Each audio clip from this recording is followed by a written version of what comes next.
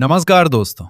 महाभारत और भगवत गीता की अमर शिक्षाओं पर आधारित हमारी इस विशेष श्रृंखला के 5वें एपिसोड में आपका स्वागत है। पहले एपिसोड में हमने सीखा कि कर्म पर ध्यान देना चाहिए। दूसरे एपिसोड में जाना कि शांत मन ही श्रेष्ठ निर्णय लेता है। तीसरे एपिसोड में अभिमन्यु से सीखा कि श्रद्धा भय पर विजय प्राप्त करती है। चौथे एपिसोड में कर्ण के जीवन से जाना कि इंसान की पहचान उसका जन्म नहीं बल्कि उसके कर्म बनाते हैं। और आज हम समझेंगे एक ऐसी शक्ति के बारे में जिसे लोग अक्सर कमजोरी समझ लेते हैं, लेकिन वास्तव में वही सबसे बड़ी ताकत होती है। आज का श्लोक है क्षमा वीरस्य भूषणम, अर्थात क्षमा करना कायरता नहीं बल्कि वीरों की सबसे बड़ी पहचान है।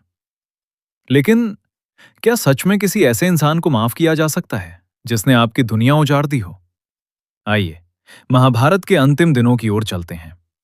महाभारत का युद्ध समाप्त हो चुका था।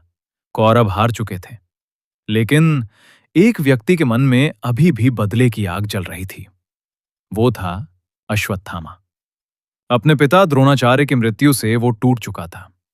क्रोध में उसने एक ऐसा पाप किया जिसकी कल्पना भी कोई नहीं कर सकता। रात के अंधेरे में वो पांडवों के शिविर में घुस गया, लेकिन वहां पांडव नहीं थे। वहां उनके 5 पुत्र सो रहे थे। अश्वत्थामा ने क्रोध में उन 5 की हत्या कर दी। सुबह जब द्रौपदी ने अपने पुत्रों के निर्जीव शरीर देखे तो उनका हृदय टूट गया। पूरे शिविर में शोक छा गया। भीम क्रोध से भर उठे। उन्होंने कहा, अश्वत्थामा को अभी मार डालना चाहिए। अर्जुन ने उसे पकड़ लिया और बांधकर द्रौपदी के सामने ले आए। सबको लगा अब द्रौपदी बदला लेंगी, लेकिन जो हुआ उसने इतिहास बदल दिया।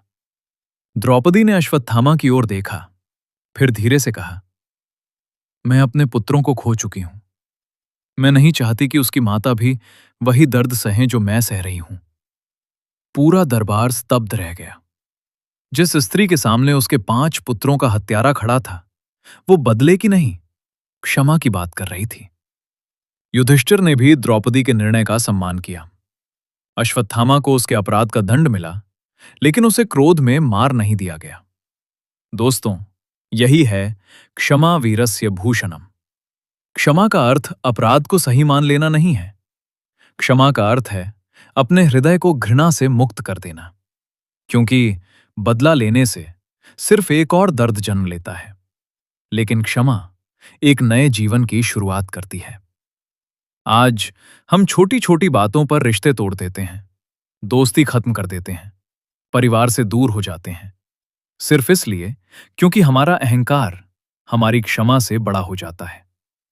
याद रखिए, कमजोर इंसान बदला लेता है, शक्तिशाली इंसान न्याय करता है, लेकिन महान इंसान क्षमा करना जानता है।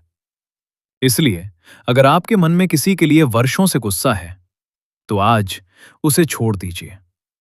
हो सकता है जिसे आप माफ करें, उससे पहले आप खुद आजाद हो जाएं। इसी सीख के साथ आज का एपिसोड यहीं समाप्त होता है। मिलते हैं अगले एपिसोड में महाभारत की एक और प्रेरणादायक कहानी के साथ। जय श्री कृष्ण।